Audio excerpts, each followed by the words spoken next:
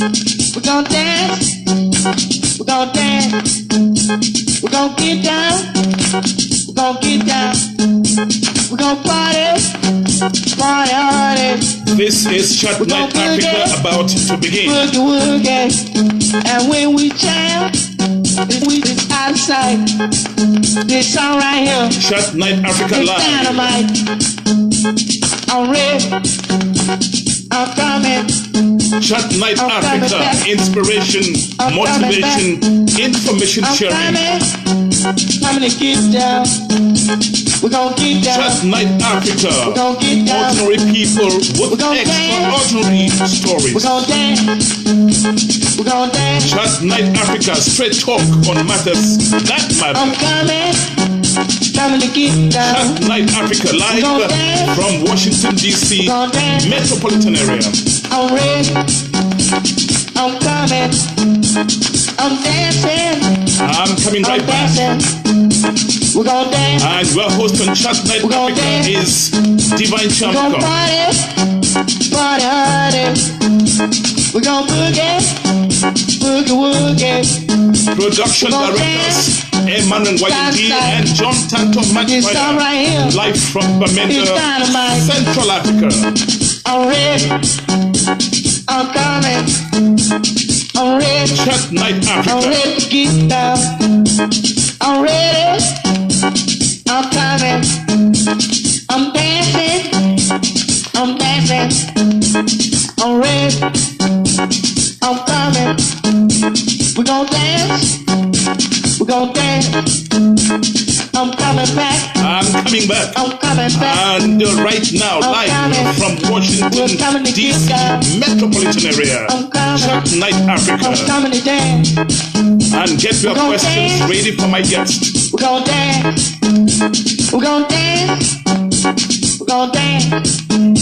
We're gonna get down. We're gonna get down. We'll party. We party hardy. Hello, everyone, and welcome to this week's edition of Chat Night Africa Live. Let me ask you this question.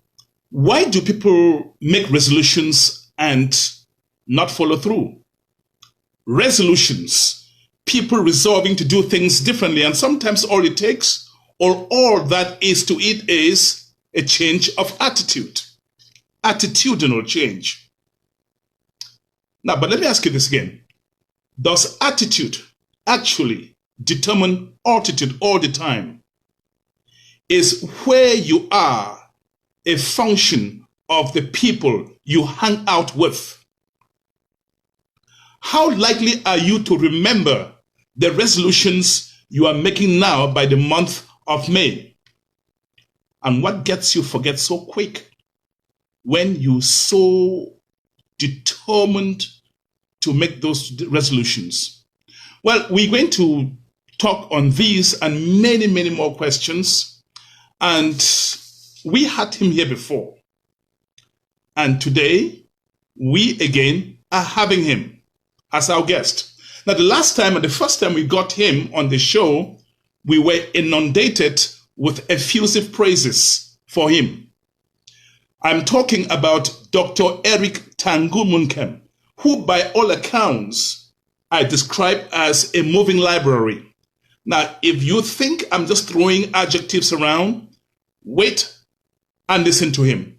This guy has so much information. I recommend that you take a pen and a notebook and get your questions ready, because we'll make this interactive. I am now getting in touch with Dr. Eric Tangu Munkem. In a moment, he will be appearing. 4, 3, 2, 1, 0. Hello, Doc. Hi, same to you. Glad to be here. I want to tell you that the first time that you came on this show, Chat Night Africa, so many people were listening to you. You just blew the minds of our viewers.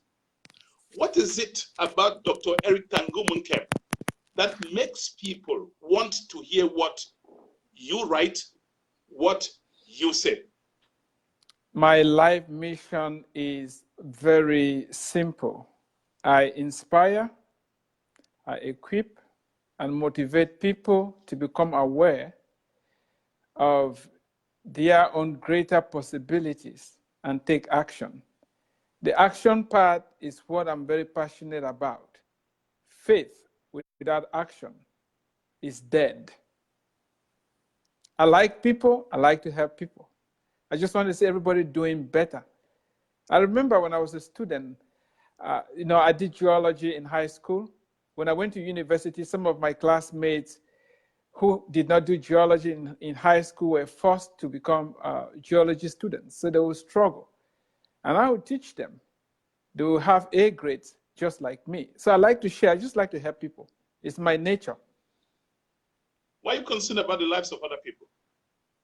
What did you say? Why are you concerned about what people are doing with their lives?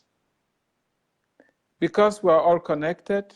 When everybody is doing well, I'm going to also do well. We all need each other.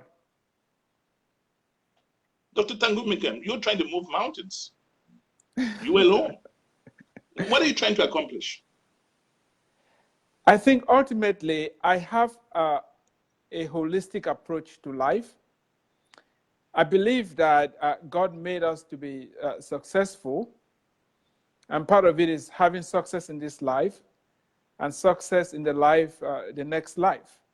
So when I meet people, I think about how are they doing now, how will they do in the future, and how are they going to do throughout eternity. That has forced me to look deep into my own life and to ask myself, what tools am I having? What is my giftedness? And how can I share that gift with the world? And what I've discovered is that my gift is to write and to speak. Speak into people's lives, write in areas that's going to help people to grow, areas that's going to strengthen people, help them to reach their full potential. What do you always write about? What are your areas of interest? And these are just the introductory remarks. We're going to get into some very spicy stuff. You can begin to invite your friends. We are going to talk some very controversial stuff on the show today. So before we get to that, Dr. Eric Tangumunkem, what are the things you get interested in when you write?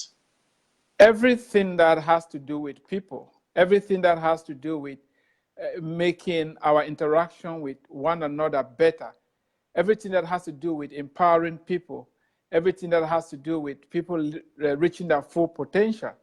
For example, I've written about the current immigration challenge that we are having.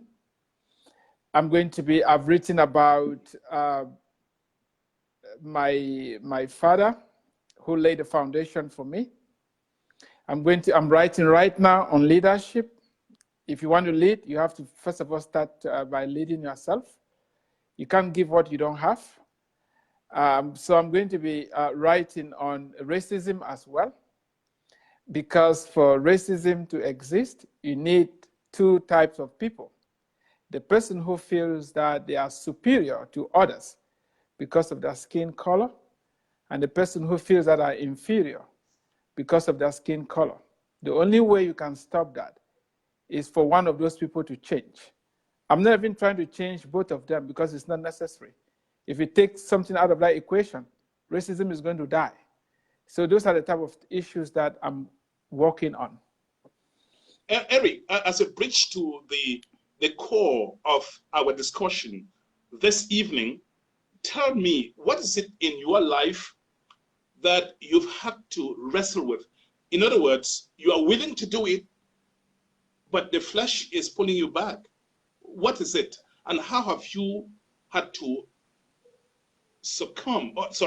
how have you had to have victory over that kind of a challenge? I mean, we all have issues that we are struggling with. Some of them are lifelong issues. Some of them are temporary. But I've had a couple of times where I've been faced with issues that have been very, very difficult. But I can go back a little bit. I remember one of the most challenging things I ever did was when I was a student in UB. Because Where is UB? I mean, you university, yeah, the University of Boya. I was an undergraduate student then. What happened? We were taking an exam. There were actually 2 continuous assessment exams and a test. That was 30% of the grade. At the beginning of that semester, I had desired to have 2 A grades in those particular courses. I did not know what to write. And I had to copy from my friends. But this was a friend that, you know, each time we talked, I always told them corruption, cheating was not a good idea. Midway in the exam, I got convicted. So I had to make a choice. Either I turn in my paper or I don't turn in the paper and get a 0. A part of me was like, if you do that, you're never going to get that A grade. It's too difficult to have 70 on 70 in the exam. But I got up and tore my paper and trashed it. It was very, very difficult to do that because part of me was telling me, you are being too strict. Why are you subjecting yourself to that? But I learned something very, very valuable in that experience, that when you die, you live. When you let go, you're going to keep it. What happened is the teacher, Dr. Ojang, he's of late now, but he had told us that he was not going to give any makeup, and if you fail, there was no way for you to retake the exam. But something happened that he changed his mind and said we could retake the exam. Those who didn't take can take it, and those who took it and failed can still take it. Guess what? The friend I was copying from did not pass the test. But when I retook the exam, I did well and I had 2 A grades that semester. I went to Yaoundé 1. I was studying French to do my master's. And the students that were sent to invigilate the exam would write the answers on the board, and I refused to copy the answers. I told them I'll answer what I know, and I'll be proud with the grade that I'm going to get. That is why when I came here in the United States, and I was not having a green card, and people were telling me I need to declare asylum, I told them asylum is for people who actually fled Cameroon. I didn't flee Cameroon. Yes, it took me 14 years to become a US citizen, but I am very, very happy that I persevered, and I went through the eye of a needle. Now I have a testimony that I can share to encourage other people. And in addition to that, an American lawyer reached out to me after he read my experience. He was trying to bring somebody into the country. We had lunch, and I advised him. He's been trying unfailingly to bring this person for a couple of years. I advised him on what to do, and this December, that person came into the country. He spent just $10 to buy that book. So the story is already impacting other stories. Eric, people laugh at you when you say this. I mean, you come to the United States, you don't have paper, and you don't have a green card. And we all know how tough it can be to function in this country without a green card. In fact, nobody will employ you to even pick trash. Now, you could have gone to the court and told a lie that you were being prosecuted in Cameroon. You chose to not do it. You rather wait and follow the line and do it as it should be done. Let me say it again to your face, Eric. People laugh at you. You're crazy. You're because right. We live in a society where it's more normal to do what is abnormal and abnormal to do what's normal. What was driving you?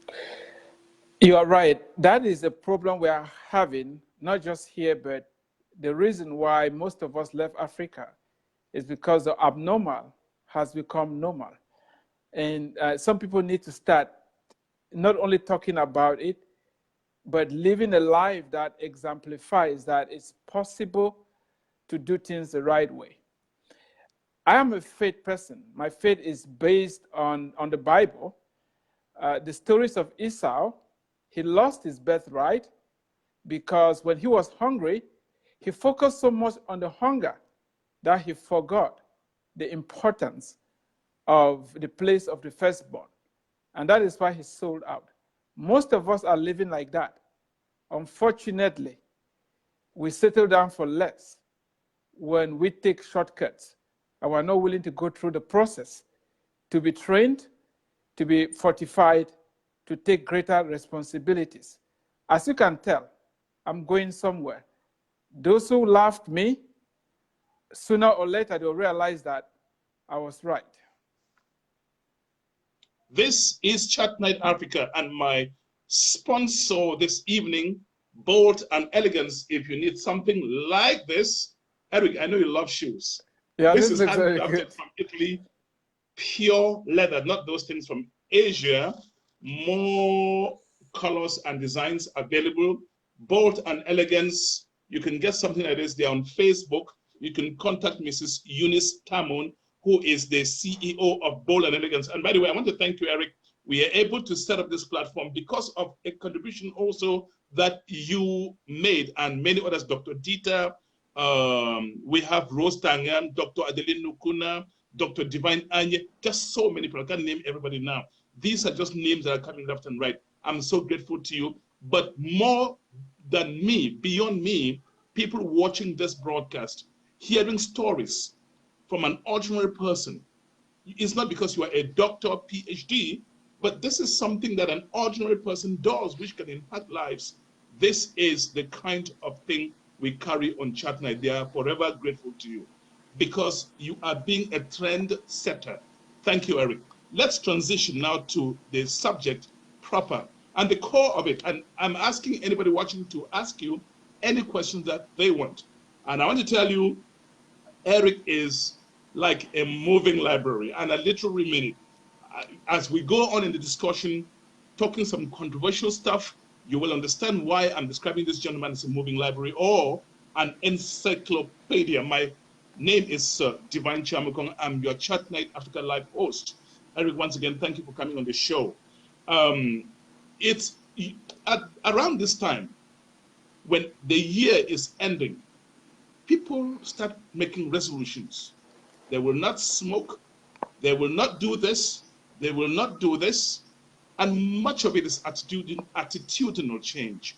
Why is it that people are thinking about changing attitude, changing the direction of doing things, only at the end of one year and at the dawn of another year? Why so? I think part of it is that people assume that the new year is going to come in with new opportunities. There is optimism in the air, and they are wishing that things are going to change for them if they have the right desires. Unfortunately, we are creatures that are driven by habit. If you don't change your habits, no matter how much you wish it, no matter how much you desire, nothing is going to change. And that's why many people realize by a few months into the year that all the desires they had, they're not making any headway. You have to change your habit. Let me illustrate it this way. Most of us, when we comb our hair, we start on a particular side. We always do it like that. Or when you're putting on your pants, you always do it starting with, if you're used to using the right leg, that is what always goes in first. If you're used to using the left leg, that's what goes in first. That's how habits run our lives. So you have to identify those habits and change them. Wow. Now, are there things in life that you wanted to do at the dawn of another year and just didn't do it? And what happened? For me, over the years, I used to do New Year resolutions. I would pray. For example, I wanted to write. I've been having the nudge to write. So I would pray, I need to write this here, and I'll be waiting for inspiration to come. So I will wait. I've prayed. I wrote down, I'm going to write this year.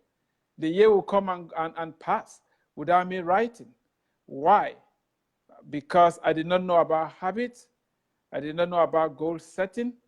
I did not know about persistency and consistency. Now, in 2018, I decided to make a change. I decided that I was going to write 1,000 words every day, unfailingly. Even when I was on the road with my family on vacation, I'll be typing away 1,000 words. Guess what? I wrote unfailingly not less than 1,000 words every day throughout the whole of 2018. Out of that came about 10 different books. Some have already been published. Some will be published next year. In 2019, I'm going to be releasing at least a book every month. And 2019, I'm writing 1 million words. I've already started. I've written 16,000 already. Let me see what's written. What about? I just came off from writing. I'm up at 18,000 words right now. Just going to be consistent and persistent. You move mountains like that. I'm a geologist. When you look at the Grand Canyon, if you've been there, the Colorado River over years, slowly but surely, has cut a massive canyon. Why? The river is steady. The river is consistent. The river cuts it 24/7. What we need are those little changes that we do, but we do it over time. We're consistent, we're persistent. Wow, that's interesting. What have you failed? Are there times you failed in doing certain things in life, Eric? Yeah, I failed in many areas. Failed. You're so proud to tell us that. Of course. Because, well, people usually hide failure and show the bright side of themselves. You know, Eric, you know why people take selfies? And they quickly go to delete, but they don't get a selfie, the picture that they thought they're smiling the right way, delete. That's because people always want to show the best part of themselves. Why are you so willing to tell us the other side of yourself that you didn't quite succeed in? Because that's like taking a selfie and saying, well, all right, this one doesn't look good, who cares? Put it on Facebook. Because you learn more from failures than in success. Life is made out of failures.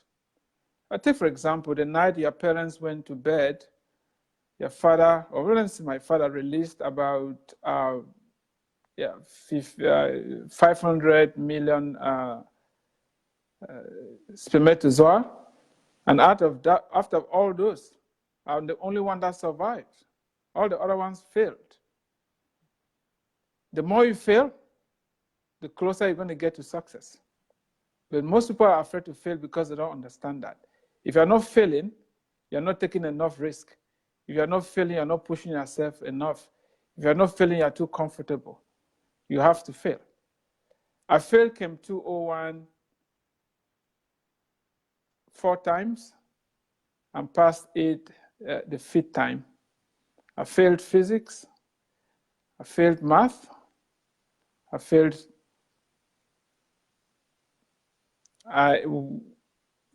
So those were really big challenges. I've been laid off twice in my job. There are failures. I have other colleagues who are still working in the industry. I got laid off. So if you get laid off, something didn't work, right? Either way, yeah, I can say the economy was not doing too well, but I've been laid off twice. Those took a massive beating on me. But the message that I've been called to bring to other people, if I don't experience failure, because failure is something that all of us go through, I won't be able to deliver it if I haven't experienced some of it myself. You just said the more you fail, the closer you are to success. Yes. Somebody must be scratching their head out there. What's he saying? What's he saying? The more you fail, the far away you are from succeeding. So what is it? What is it that makes you failing as Dr. Eric Tangumunkem? And you failed so many times, you've told us a story. What is it that makes you fail, and yet you use the failure as a springboard? What is it? What's the secret? If you hear that Thomas Edison, he discovered the filament for the light bulb, and if I'm not mistaken, some say he tried 1,000 times, some say 10,000 times, But the whole idea is that the more you fail, the closer you're getting to the goal, because you're eliminating all the other possibilities that you've already ruled out. So you need to fail more to get to the goal. If God is using that method to ensure that during copulation babies are produced, you go figure. Why do we need 300 to 500 million spermatozoa for a woman to conceive? Think about it. Interesting. Well, how would you therefore explain the phenomenon that somebody fails and get crushed? What happens in the process? I think it's the attitude. We have to be flexible. We have to see beyond the failure and understand that, for example, I got laid off twice, as I've said. And out of that, I've discovered truly what my calling is and what I'm going to spend the rest of my life doing. It's very liberating. It's very exciting. If I didn't go through those experiences, I wouldn't have really found my voice. I would not be here having this conversation with you and all the people that were touching and blessing. So I think when you fail, don't only focus on yourself and your feelings. Look around and think about the advantages and the good outcome that is eventually going to come out of it. Dr. Tangumkem, some people don't make decisions because they wonder whether that's the right decision that they're making. How do you know that? How do you determine that? As I said, I draw my inspiration from the Bible. Blessed is the man who does not walk in the counsel of the ungodly, or stand in the ways of sinners, or sit in the seat of the scornful, but his delight is in the law of the Lord. He shall be like a tree that is planted by streams of water. His leaf will not wither. He will bear his fruit in season. So when you get connected to God, God speaks to you, you hear. You use the word of God to filter whatever decisions you are taking. We have a lot of instructions in the Bible on how to live. So most of the times, you have to pass everything through that filter. When you do that, you can move forward with boldness in knowing that what you are doing, there's nothing wrong with that. I sat in Yaoundé when I was in Yaoundé one doing my master's during a conference. And I heard the Holy Spirit tell me, you're going to go to America and go to school. I was like, me? How is that going to work? I don't have the money. I don't have the connections. And I went home, I'm like, we're going to pray this through. And that's what we did. And here am I here. So how do you take those bold steps? How do you know what are the good decisions to take? You have to trust God to lead you and to guide you. I mean, marriage is one of the great areas that people struggle a lot with. But the Bible says that he who finds a wife finds a good thing and obtains favor from God. You start by making sure you have the right criteria of the type of woman you want to get married to. Then you go out and look for the woman. When you find it, you obtain favor. Well, Eric, I mean, and I do appreciate the fact that you're Christian and Christianity informs a lot of the decisions that you make. Yes. But there are people out there who are not Christians, and apparently they are doing stuff. Sure. So how do you explain that? If the only way to discern is by being a faith-driven person? So I would put it this way: there is a way that seems right unto man, but the end leads to destruction. God sends his rain to fall both on the good and the bad. It's at the end of the day that they are going to do the separation. There are a lot of laws, natural laws that God has already put in place that all of us can follow and will prosper on this side of life. For example, the law of reaping and sowing. If you are a farmer, you cannot go to your field and ask a field to give you produce when you didn't sow. That means that when it's planting time, you need to plant if you want to harvest, right? Everybody obey that law, they are going to prosper. Likewise, when it comes to investment, if you learn the laws of money, you're going to be wealthy. So there are many other tools that you can use in this life that is going to make you successful. As I said, I'm holistic. I'm really concerned, not just for this life, because it's very short. We have what? If you live long, 120 years, 80 years, 70, you do the math. What are you going to do after this? So I focus on that as well. And I think the Bible has worked for me, and I'll recommend it any day, anytime, anywhere. Are you a product of your thought pattern, or you are a product of the company you keep? That is a good one. As a man thinketh, so he is. We, we are our thoughts. When you get information into your subconscious mind, it takes over your life. It becomes you. And that is why any change that is not rooted in the subconscious, the change is superficial, is not going to go far. And show me your company, and I'll tell you the type of person that you are. The people you hang around with reinforce the thoughts that you have. And so we need in what ways? For example, when what you share, the information that gets into your mind and how you process it is determined by the people around you, because they're going to be speaking into your life directly or indirectly. So we need to, if you want to be a millionaire, you better be hanging around other millionaires. That, no, for sure. There are studies that have shown that you are the average of the 5 closest people that you hang around them.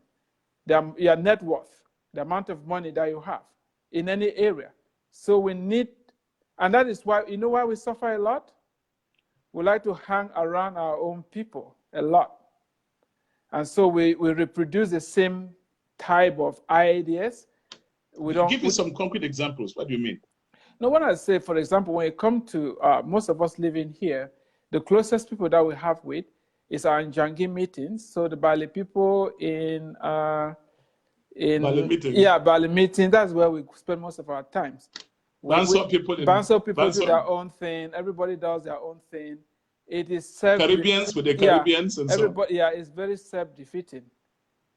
If you want to grow, you need to build a network of people that will pull you up and take you closer to where you want to go. We're not taught this growing up. What we're taught was trust our country people, hang around with our country people. And that is why we are all average. I told you that Eric will be talking some stuff. Now, but then, talking about New Year resolutions, we all agree everybody wants to do things this way, change attitudes, make new friends, get new jobs, make more money. By the month of April, nobody's thinking about those things. Is this as a result of not setting goals, or what? What comes in the way? Many things come in the way, but the first one is the fact that people don't understand that there is no neutral place in life. What do you mean? What I mean is that you're either going up or you're coming down. You're either growing or you're dying. You're either increasing or you're decreasing. You're either improving or you are retrograding. You're either moving forward or you're moving backward. When this hits you, you realize that for me to stay on the cutting edge, for me to keep growing, for me to keep making progress. I see one of my students, former students, is watching. Hey, Temeka, I say hello to you. So in order for you to keep growing, you have to come up with steps that you take on a day-to-day basis that is going to help you to keep improving in the different areas of your life that you need improvement in. And that is why at the beginning of the year, you need to set goals. I'm not saying that you should set 100 goals. It can be 1 goal or 2 goals, but you make sure you're consistently and persistently driving yourself towards that direction. It has to be simple enough for you to do. Take, for example, you can easily read 50 good books in a year if you read just a couple of pages a day and you are consistent in reading. Don't miss a day. Make it a habit. And that is what I see is working for me. I did 440 something thousand push-ups last year, first in history, because at the beginning of the year I said minimum I was going to do 50 push-ups every day. I am an overachiever, so I pushed it. Some days I did 200, some days 300, some days I did a 50, but I didn't go below 50. At the end of the year I summed it up, and I did a lot. I'm feeling younger, stronger. I'm 43. I'm feeling younger, stronger than I did before now. I'm developing six-pack. Why? Because I'm pushing myself. And this year I'm doing 200 a day. Pick a goal. Let it be anything. Don't get too, you can get ambitious, but make sure it's something that you can easily do, but if you are consistent, it's going to pay. So I think most people, they have all these desires, but there are no goals attached to them. If there's no action, forget about it. You're not going to go anywhere. This is Chatnet Africa, and Chatnet Africa live from Washington, D.C. metropolitan area. And my guest tonight, or this week, is Dr. Eric Tayem Tangon Moonkem. We're talking about how people want to do things, but their hopes stay at the level of wishes. Now, what's the difference between wish and want? So when you wish something, you may be wishing for something to happen. I think a one may be something that is more, the intensity is a little higher. But whether it's a wish or a want, I think if you don't have an action plan, it's not going to happen. Most people want to write. Most people want to travel. Most people want their salary, want to earn more money. But you have one job, you do your job, you come home, you are not building a side business, you are not opening outlets for money to come to you, you are not solving problems, you are not providing solutions. How are you going to make money? Do you have friends? I do. Do you share your dreams with your friends? I do. Why not hesitate? They could be dream killers. Well, it depends who the friends are, and it depends what stage I am in the dream. But I'm really not afraid. I got into the point where I am confident, based upon my track record and the things I've done, that I know who I am, I know whose I am, I know where I'm going. I'm really not afraid to see somebody in the face and tell them I know what I'm talking about, and I'm going to get there. This is Chatnet Africa. You wrote so many books the past year. Tell me practically how you get to doing that to the point that you don't throw it at some point and say, you know what, this is just too much wahala, like we say in West Africa. How practically do you get to achieve that? Like Helene, Too Cute Mantinkang is watching. She does business. How do you get from the point that you want to do business, you want to write books, to the point that you are actually doing it? And some people just fail in the process. So I think the only way to do is by doing. I started by saying that before now, I still have a lot of manuscripts that I started and I never finished them. I'm still going to finish. But this 2018, I made a decision. When I start a book, I'm going to finish it. It doesn't matter how difficult it gets. It doesn't matter if I get blocked. Inspiration is going to meet you when you are faithful in showing up on your keyboard or your writing pad. It's just amazing how much my life has changed. Book ideas now are coming to me from the left, from the south, from the east, from the west. I've already had a couple of titles already written down that I'm going to write this year because I think about it all the time. You have to make a commitment. You have to be dedicated. You just have to do it. You just have to do it. There's no way. And how do you hold yourself accountable? How is it your wife that holds you accountable? Hey, Doc, Eric, you said you were going to do this. You're not doing it. How do you get past that lethargy that sometimes would come on? I think life is very short. Time is running out for all of us. Each day that you pass, And so some other thing that drives me is this idea of making time to work for you. Explain that. When a farmer sows, I garden a lot. When you sow a seed, you wait, right? In the waiting process, time is working for you. Because when it's harvest time, those that sowed are going to do what? They're going to be reaping.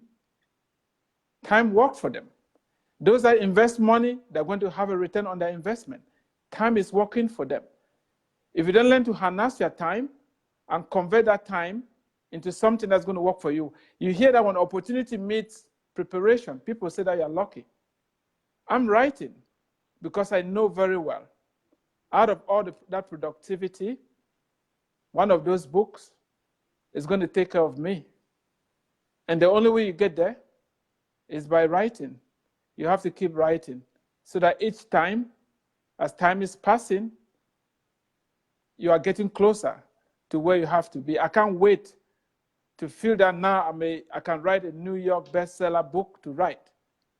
Before you get there, it will be too late. So you need to start now to be preparing and writing so that you can hit that goal. I know you have a smartphone, and so many people have smartphones these days. How is it that it's not a distraction, or is it a plus? I'm talking about the effect of social media. It's a plus to me because I'm very strategic. And how is it a distraction to others, and it's a plus to you? Because for some people, they don't have, as I said, I'm out to inspire, I'm out to equip, I'm out to motivate people, add value in their lives. So everything I do on social media is centered around that. What I share, what I write, and how I interact with people. I'm building a platform on different social media outlets. And I do that because I want to make myself visible, and I want to make the work that I'm producing visible. When I started, I didn't know precisely how things were going to go, but now I see it clearly. The amount of books I'm going to write and the amount of speaking I'm going to do is very necessary to build that platform. For example, on LinkedIn, I have 30,000 connections. And this is what I do every day. When it's somebody's birthday, I send them a birthday message. When they change jobs, I congratulate them. When they have a job anniversary, I congratulate them. Because of that, I don't have time to waste on other things that are not really geared towards the direction I'm going. Yeah, the social media can be very distracting, but you have to harness your time and start understanding that time is the only resource that all of us have been given equally. Part of what I do is when I'm sleeping, especially for some of us that are out of the country, I don't only turn off my phone, I put it away and I sleep. I'm not 911. There's nothing you can do when you are sleeping. Because some of us will get called in the middle of the night, we get up. What can you do in the middle of the night? So you need to harness the technology in a way that is going to be beneficial to you. So how does it become a problem for some other people? Because from what you're saying, it's more of a building block for you to achieve what all the things you're putting in place. Yes, it's amazing what we can do these days, like what you and I are doing. You can have your own TV show, you can have your own radio program. I just started a podcast where you just speak and you share it with people. So people need to be strategic. You need to have a goal. If you're going online, don't only go to be a consumer, go online to be a giver. That's going to change the way you interact with social media. You are never going to read enough and consume enough to where it's going to fill you up. So if you want to consume, you're going to watch from one picture to the other, from one video to the other, and before you realize if you are wasting your life, you need to start putting your own content. That's going to change the dynamic. Now you've talked about doing resolutions, setting goals, realistic goals, but some people, in spite of all the efforts that they do, still don't make it. What do you expect? How would you advise, you a motivational speaker, how do you advise people to handle failures or disappointments? Because these things will happen in spite of your best efforts. Yeah, I believe that our attitude is paramount. Your attitude is going to determine your altitude. how far you go. It's how you respond to setbacks. It's how you respond to defeats. It's okay to be defeated. It's okay to have setbacks. But if you take time, reevaluate, and focus on the lessons that you learned from them, it's going to help you to keep moving forward. What happens is when we allow those setbacks to define who we are, we have to understand that we are not the failures that we've had. We are more than that. And that everybody who's successful has had failures. Unfortunately, people only want to hear about the success stories. They don't want to hear about the failures. If you meet any successful person, don't ask them about their success. Ask them about their failures. Because in those failures, you're going to learn a lot. So when you hit your own roadblocks, you're not going to get discouraged. When you meet people ask about their failures, I can tell you, Eric, not many people want to talk about their failures. They want to put the bright lights like what I have to be able to come on this bright for you to see what I'm doing. That's why when we are talking about failures, that's kind of like strange to many people because people don't want to talk about failures. They want to, yes, go ahead. I think you should pose the question like, what are some of the challenges, some of the setbacks that sounds a lot better. Yeah, that you've had. You know? that sounds a lot. Now, how in what ways can reacting to negative things negatively run you down? In what ways? Whatever you focus on the most is going to be the outcome that you're going to get. And before you continue, I was listening to my pastor's wife, and she said, when you play something over and over, rehearse it, it begins to be bigger than it really is. Go ahead, Eric. Yes, I was reading a proverb the other day that says, the lazy man will not go out to the streets because he says that there is a lion out there that is going to eat him up. What happens when we have excuses and we focus on the negative? It takes a life of its own. We become irrational. We can't we can't make decisions, and we can't take steps towards the right direction. So it's self-defeating to focus on whatever you perceive to be obstacles. What I'm here to say is that for every excuse, there is a solution. There's no good excuse. All our excuses are only good enough in that they keep us where we are. Excuses are obstacles, and you don't want to have obstacles before you. You got to remove them. We are made in the image and likeness of God, and there's nothing impossible with God. We can achieve a lot. We have to stop giving excuses. I don't care what they are. You need to learn how to talk to yourself to understand that. I mean, before I came here, I was watching Pastor Nick. He has no hands, he has no legs. But the guy, I know him. Yeah, he's speaking today here in Dallas, in one of the churches that I attend. And I couldn't be there because I have this program that I had to be here right now. The guy has been to 40-something different countries. If somebody like that can achieve that much, how much more of you with your 4 hands, your 4 legs? You need to remind yourself of people like that and push yourself to get out of that excuse mode. So what drives people to very quickly look for very convenient excuses? Because some of the excuses that you play to yourself can be very convincing. Yeah, sure, because the people we talk to reinforce it. We receive self-pity. Oh, look at me. My boss at work is racist. Yeah, I know. People in this country are racist. You go down that path. So how has that helped you to move forward? We like to talk in a way that will draw sympathy. It makes us feel good, but it doesn't help us move forward. So one thing I've learned in my life is to stop giving excuses. I don't excuse myself. If I fail, it's on me. whatever happens, I tell myself, dude, you didn't push yourself hard enough. You didn't do your homework. You didn't do what we're supposed to do. Never, ever blame anybody. Nothing happens to you until you let it, because you have the final say. Your reaction to whatever people do to you is within your power to react one way or the other. So you need to remind yourself that over and over for it to take a foothold in your life. You are not at the mercy of anybody. You are not at the mercy of even your boss at work. You are not at their mercy.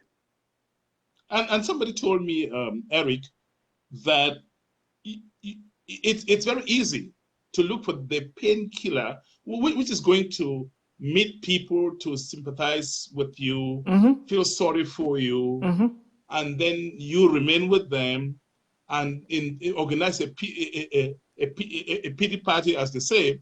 But isn't that just the natural thing that human beings tend to do? Yeah, it's a natural thing people tend to do. And why would you go to somebody to tell you what you don't want to hear? And that is why, if you want to grow, you have to start learning how to break these bad habits. You have to start learning how to get your life in control, and learn not to give excuses, and learn not to blame people, and learn not to complain, and learn not to look for sympathy when that sympathy is not going to help you. I mean, we just, a lot of people just decide to live like that. They complain all the time. I mean, can you imagine you're here in America where everybody wants to come here and you're still complaining? Give me a break. Why shouldn't you complain if you're feeling uncomfortable? Because to grow, you have to be uncomfortable. What? Would you please throw more light on that? To grow, you have to be uncomfortable. Oh yeah, please you have to be uncomfortable. You have to be uncomfortable. So people, you think you are by that saying that some people don't grow because they don't want to be uncomfortable. Yeah, they don't want the discomfort. They don't want the discomfort at all. They don't want the discomfort. Most of us want to be comfortable. We don't want to push ourselves. Is it easy, as I said, to write 1,000 words a day? It's not. That's why most people are not doing it. It may, So when the baby is in the womb, the baby grows to a point where the womb gets small. They get uncomfortable. They have to come out. And when they come out, they cry because the environment has changed. The comfort in the womb and everything is no longer the same place that they were used to, so they cry. You have to grow. If you want to grow, you need to be uncomfortable. Now, we grew up in Africa where you could easily go to your neighbor and ask them to give you, maybe borrow their mortar or something to use. And one day the neighbors look you straight in the face and tell you, dude, stop begging my mortar. Go and buy your own. You get angry. This man is wicked. Why did he talk to me like that? But that person pushed you to become to go get your own mortar, and now you can pound your fufu in the middle of the night. You don't need to go balk your neighbor. So at times there are people in our lives that will push us. You may be fired from a job. But at the end of the day, if you have the right attitude, I bet you better things will happen for you than trying to focus on that person who did something to you that you did not like. And this is great wisdom. I know a friend who was working somewhere, making $30,000 a year, could not manage her bills, and got so uncomfortable on that job that jolted her. So the discomfort on that job jolted her, and today she's making 6 figures plus, on over $100,000. Whereas if she was a little comfortable, then she never would have moved. So discomfort actually jolts you out of your comfort zone. And that's very, very important, Eric. Yes, it's very important. I think when I watch the news, which I seldomly do, it's just a lot of trash. People are focusing on things that are not going to help us move forward. Nobody's celebrating the good marriages. Nobody's celebrating. I know you are in the news business. You not asked me to lose my customers, are you? But go ahead, I understand the context. So everybody will keep feeding our minds. We will go to bed, you sleep with all this negative images and all that. You get up every day, you're dragging yourself around. You're not going to go far living like that. You just have to fit your mind with the right information, with the right attitude, the positive attitude about life. No matter what they throw at you, you're going to bounce back. No matter what comes to you, you're going to bounce back. What is it that ruins you when you go to bed with all those negative images of deaths, killings, rape, all that stuff? How does it? What's the impact on you? Because our subconscious. That seems to be what you are avoiding in the news. Yeah, because our subconscious mind is working in the background, and whatever you give to it is going to give it back to you. As we said, you are your thoughts. So watch out. That is why in Proverbs it says, above all things, guard your mind, for out of it comes the things of life. We need to guard our minds. Don't feed it with junk. Most people don't. It's just news, or it's just that, I heard this and they heard that, and we just go down this path, and we wonder why our lives are not having the impact they're supposed to. We are doing this show at the beginning of 2019. What would you advise people who will be sharing this broadcast, who are watching now, to do in order to see their lives at another level by December 31st, 2019? When you look at our lives, we have, let's start with the physical. You need to be eating right and exercising right. I've already lost 10 pounds since the year started because I'm on a 100-day clean eating and exercise challenge. If you can permit me, my wife just released a book and a workbook to help people go through this journey.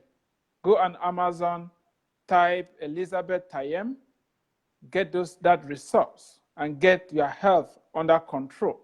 So one area where you need to have goals should be in the area of health. Make sure you know your numbers. What is your body weight index? If you are above the numbers that are corresponding to your age, you need to get that under control. It's very important. Health is wealth. It's ground zero of everything.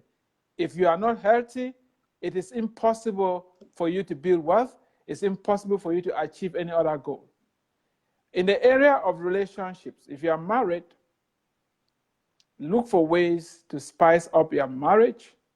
It can be as simple as every quarter you go out of town or somewhere else and try to see how to evaluate how you are doing and how to improve the marriage. You can read a book together. I'm going to be releasing a resource for couples to learn how to exercise together sometime mid-year. In the area of finance, you need to start saving money. Most of us, whatever comes in goes out completely. You can't keep living like that. It's unwise. You need to start saving. You have to save some money because rainy days are coming. For every dollar we earn today, every dollar you earn, about 20 cents in that dollar is actually money for your future, because a day is going to come when you will not have the strength and energy you're having right now, and you need that money. Spiritually, if you're a spiritual person like me, the goal is to read through the Bible once a year. Most of us are being taken advantage of, abused by preachers who are not handling the word of God rightly because you are just following and you don't read the Bible for yourself. If you're a Christian, make sure each year you read through the Bible so that when somebody is preaching, you know where that the message is coming from. How do people get past? Let me take the selfie analogy. Yeah. People take selfies, to be honest with you, not because they want to see ugly pictures of themselves. People take selfies because they want to get a snapshot of a joy-filled moment. And the moment that they take the selfie and they think they didn't smile in it right, delete, take another one, delete.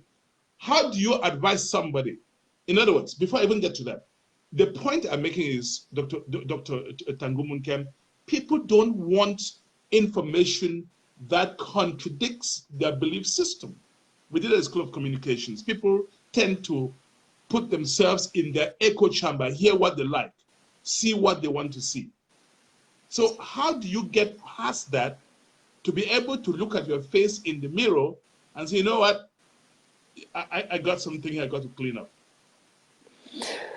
I think you need to grow, you need to be vulnerable. You need to be, the other word, in addition to vulnerability, is to make sure that you are transparent. If you keep hiding behind cliches and pretending to be somebody you are not, you're not going to go far. And my goal and my desire is that everybody should aspire and aim for greatness. Don't just settle down for less. And I've been sharing some of the keys of doing that. One of it is to be vulnerable. You talked of failures. One just came to my mind. I was supposed to go speak at a high school graduation. And guess what? I programmed it in my mind, and I thought it was going to be on Saturday. The graduation was on Thursday. I did not know. I'm around, rehearsing my speech and everything. I went and got my doctoral robe that I was going to wear on that day. I was on Friday when I checked my phone, and I saw a missed call from the person who invited me to come speak. When I listened to his voice message, it said that, oh, Dr. Eric, we are waiting for you. I'm like, waiting for me? This is Friday, and that occasion was supposed to be tomorrow. But I missed it. It was on Thursday. So imagine not showing up, all the parents are there. It's a graduation, right? I'm the keynote speaker. I didn't show up. We need to share our mistakes. We're all human, we make mistakes. Let's stop pretending. If you want to grow, you have to get out of that cocoon. Now, the last question I'm going to ask you, there are people who have resolved to be married this year. There are people who are resolving to make their marriages better. What do you want to tell them? Well, that is a good question. I think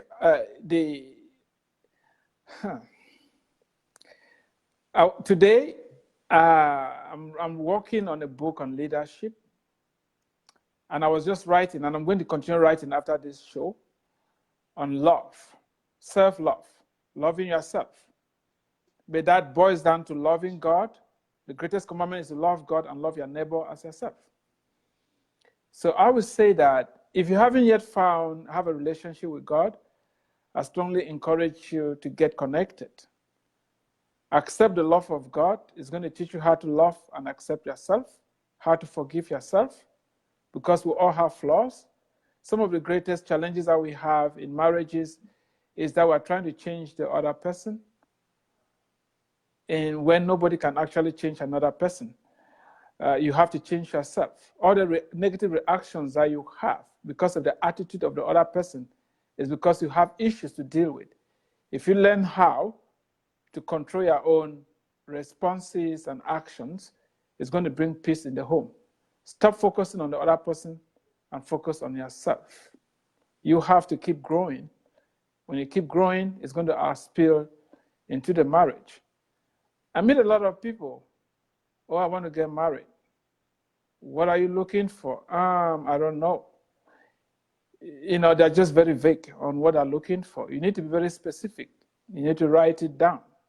What are the criteria? If you are a woman and a man approaches you, how are you going to know if he's the right person? You have to set up the expectation before it ever happens. Don't be afraid to write. Write down whatever you want. I need this type of person from here, so that when you meet them, you'll know. If you don't set that beforehand, you're going to get confused. When emotions get into the picture, it becomes difficult. And you, the man, as well, the Bible says, he who finds a wife finds a good thing. And what do you mean by emotions get into a picture? Meaning that people, what's wrong with emotions getting into the pathway of making decisions? So when we get emotional, we get irrational, we don't think straight. So it's important for you when you are not yet emotional to write down the criteria of the type. That's what I did. I proposed to my wife when I was in year 1 at UB. So how could I take such a decision? When I was a student, I had no money. I mean, you can see there was no future. How many students in Cameroon finish and have jobs in geology, you know? But I had written down what I wanted. So when I met the woman, I knew. And today, you know, God has blessed us. And I'm just happy I was able to make that decision at that age. So you need to set up the intention. You need to write it down. And don't just go to a party after you have a couple of drinks, you get excited, and you get married to somebody, and along the line you start feeling, oh man, I made a mistake. That's not good. Write what you want, at least 10 points, 10 good points, solid good points that you want in the woman or man that you want. When they come before you, you'll know. You filter them through that. Wow, thank you so much, Eric. And again, I want to really thank you for being always available. We'll be talking about a lot of the books that you've written. How many books again have you written? How many books? For now, I have 4 books that have been published. As I said, I have a bunch that have been edited right now. And next year, on the averagely, it's going to be about a book every month. So by the end of next year, I should have about 12 books out. And this broadcast has been sponsored by Bold and Elegance. Once more of these cute shoes. Go on Facebook, Bold and Elegance. They have many colors, different designs, and you will be able to get one. They are not very expensive. If you're looking for handcrafted leather shoes from Italy, Bold and Elegance, one word on Facebook, you'll get to the page. I want to thank everybody. I mean, you have been formidable, Eric, Dr. Nikuna Adeline, Rose Tangam, Evelyn Musi. So many people have contributed. Dr. Dita, we may be having Dr. Dita here next Sunday. We are making those arrangements. Thank you again. Did you have a last word before you go? I just want to say that action, action, action. There is something I've summarized my message. You start with what you are seeing, you have a vision, you believe that you have what it takes to do it. You talk about it because the power of life and death lies in our tongue. What you speak is what you're going to walk, is what you're going to have. When you speak, you start taking action. If you take action consistently, you'll be able to move mountains. Hi, Priscilla, my classmate from Seed of Wisdom, is also watching. And please share this broadcast, share it with your friends. Let them take advantage of this beautiful, wonderful information that Dr. Tangumkem has brought on the show today. If you have any story, you know somebody doing some extraordinary things that are impacting people powerfully and positively, we want to actually hear. Please, you can send a message to me via Messenger on Facebook. I'm on WhatsApp. Contact me so that we can get your inspiration. Don't take your story to the grave. Not Eric. Eric doesn't want to take his story to the grave. That's why he's here. So please don't take your story to the grave. Let's hear you on Chat Night. Let me know if you're writing a book, if you're doing something, helping people, you have information that you want to share, let me know. Thank you, Eric, for coming on Chat Night Africa Live. You're welcome. And that has been Chat Night Africa. And my guest, Dr. Eric Tayeb Kambu. He's on Facebook, by the way. So if you want to reach him, you can get through to him on Facebook. This guy you see is a moving library. Chat Night Africa, motivation, inspiration, and we share information because information is power.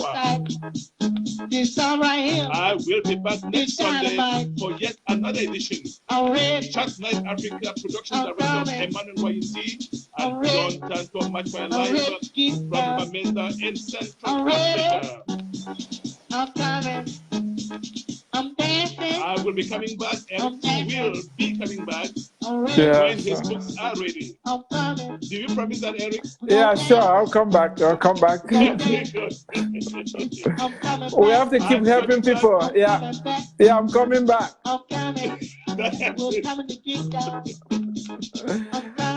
Thank you, Eric, and give my regards to your beautiful wife. Yeah, welcome. Okay, bye. And that's how we round up the show. Please share with your friends so they can get the good news on Chat Night Africa. Thank you for We're gonna watching. get My down. name is Divine Chapel. Party.